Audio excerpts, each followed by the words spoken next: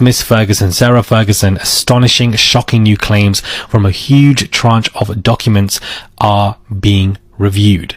And Fergie's relationship with Epstein actually was much more stronger than even Andrew's. It looked like she begged to borrow $50,000 to $100,000 to help with small bills. She also asked to visit Epstein's private island, joking whether her financial woes made it unavailable to bankrupts. And Epstein paid off debts the Duchess owed a former employee, but he became very angry with her when she couldn't even afford to pay him back. Whilst disavowing Epstein in public, Fergie actually kept contact with him and let Epstein help set up a charity for her, and Epstein brazenly gave Fergie talking points, guys, before she was interviewed by Oprah Winfrey. Daughters are being dragged into this, and Epstein basically bankrolled Sarah Ferguson and supported her financially for 15 years. So it looks like her relationship with Epstein was just as strong as it was with Andrew. Andrew was always in the firing line, but now it's Sarah Ferguson. She's also lost her royal titles as well. Utterly embarrassing what the scandal is for her. Nobody wants to be seen with her. Her name is in all of these papers and etc. Cast away the charity, the society that she's around. They are all dropping her like flies. The pristine walls of a high-priced European clinic cannot hide the massive scandal exploding across the globe right now.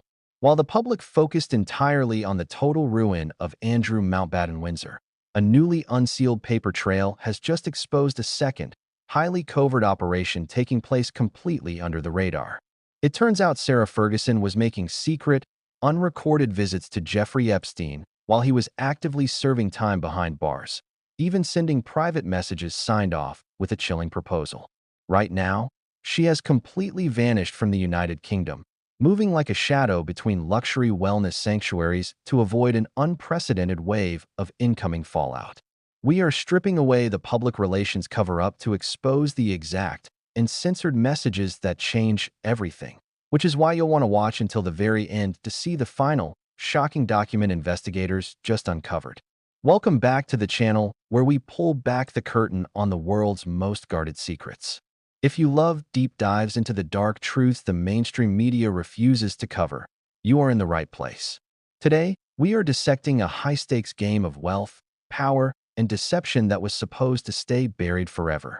The story takes a dark turn through a series of stunning revelations published by The Telegraph, exposing that the former Duchess of York visited convicted offender Jeffrey Epstein twice at his office for a bogus firm he set up while imprisoned on a child sex offense.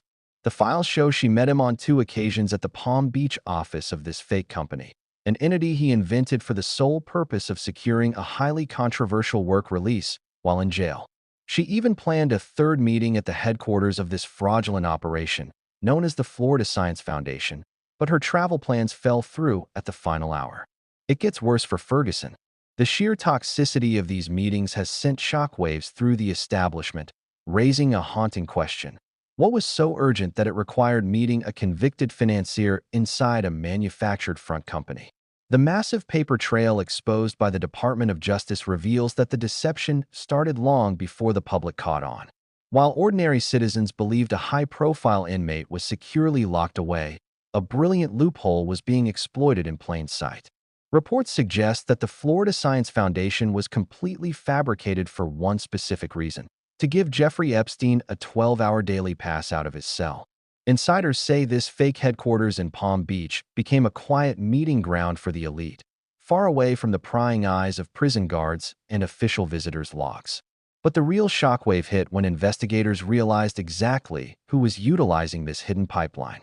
2 distinct dates, one in April 2009 and another in May, showed that Sarah Ferguson mapped out a direct path to this exact location. According to sources, she did not just show up. Her arrivals were carefully timed to coincide with a highly private layout. She allegedly utilized his personal driver to bypass standard security protocols entirely, ensuring no official record would flag her presence. This was not a casual crossing of paths. It was a planned operational meeting that required absolute precision, taking place while Andrew Mountbatten Windsor remained completely in the dark. Yet, keeping the physical visits quiet was only half the battle. What truly baffled investigators was how she managed to coordinate these arrivals without triggering immediate alarms. The answer lay in a series of highly private electronic communications, and the specific words she used next would leave the entire legal system stunned. But as we dig deeper into these emails, a much larger question emerges. Was this simply a desperate attempt to fund her failing ventures? Or was she playing a part in a much larger, more dangerous game that is only now coming to light? Certainly, it looked like a difficult time for her. She seemed to be going through severe financial troubles, reaching out to Epstein whilst he was in prison to try and get one of her business ventures off the ground. Epstein had been in jail for about 9 months by this point in April 2009 when she contacted him, stating that she happened to be in Palm Beach and would love to pop by for a cup of tea. At this point, Epstein was enjoying a remarkably generous plea deal, a judgment far lower than many argue it ever should have been, which allowed him to maintain his network from the comfort of his sham office. The electronic trail left behind in these unsealed files contained statements so raw they completely shatter decades of public relations damage control. On April 4, 2009, an email flashed across Jeffrey Epstein's private inbox that changed everything. It came directly from Sarah Ferguson, announcing she was landing in Palm Beach in just a couple of hours. Sarah Ferguson wasn't just offering up her own daughters to Epstein, she was also offering up her goddaughter, who she personally took to meet Epstein just 1 year after he was released from prison for sex crimes. In an email released from the millions of files, Sarah Ferguson provided Epstein with the contact for her goddaughter, Poppy Cotterill, the daughter to her former lady-in-waiting, and Sarah wrote about Poppy, "Over to you, lots of love." Epstein then instructs his assistant to set a meeting up, and his assistant replies the following Monday, saying Poppy Cotterill will come and see you on Wednesday at 2, and then on Wednesday, Poppy Cotterill is here. In a statement to The Sun, Poppy Cotterill said she met Epstein that one time. He offered her a job looking after his art collection, to which she declined, and she never met him again, and she didn't know about nor did she request a donation in her name. A godparent isn't symbolic. It comes with an explicit duty of care. You're meant to protect that child's interest, advocate for their safety, express judgment when they're young and vulnerable, especially when you have access, especially when you have power, or especially when you know somebody's history. By 2010, Epstein was already convicted. His reputation was public, his behavior was widely discussed, and the risks were obvious. Yet Sarah Ferguson still personally facilitated access, still provided the contact details, still wrote "Over to you, lots of love," still physically took her goddaughter to meet him. That isn't naivety, that isn't ignorance, that's a catastrophic failure from somebody who absolutely knew better. And that's exactly why a public comeback shouldn't even be in the conversation when it comes to Sarah Ferguson. Sarah Ferguson has been spotted for the first time since Andrew's arrest. The former Duchess of York has been out of the public eye since she was implicated in the Jeffrey Epstein scandal, and now for the first time, she was spotted in an Irish wellness retreat center. Sarah, who reportedly had booked herself previously at a spa in Zurich, Switzerland, that charges £76,000 per week, has now been spotted in Ireland. Fergie, who has not been seen out in public since her fleeting appearance from her granddaughter Athena's christening at St. James's Palace on December 12th.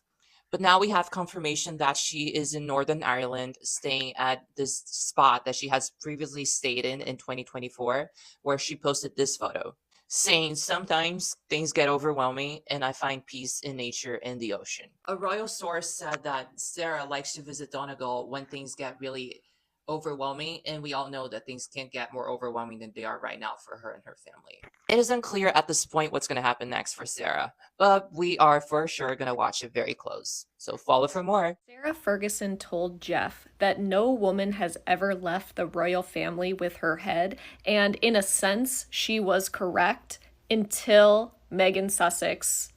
And I would argue that Sarah never really got out, because clearly she's still alive, but she is still within that structure because she was living with Andrew for many years.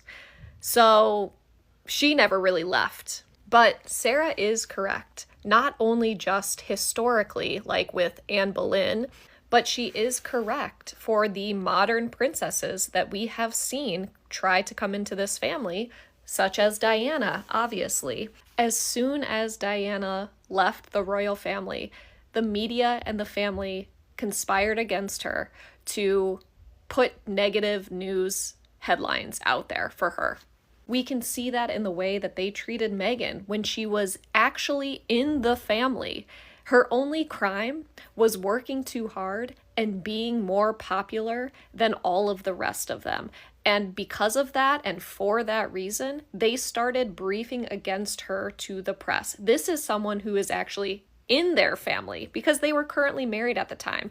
And then, of course, we all know what this family did to Diana through the media and with their briefings about Diana, calling her paranoid and all of these things before her untimely unaliving. The only person who has gotten out successfully so far is Meghan.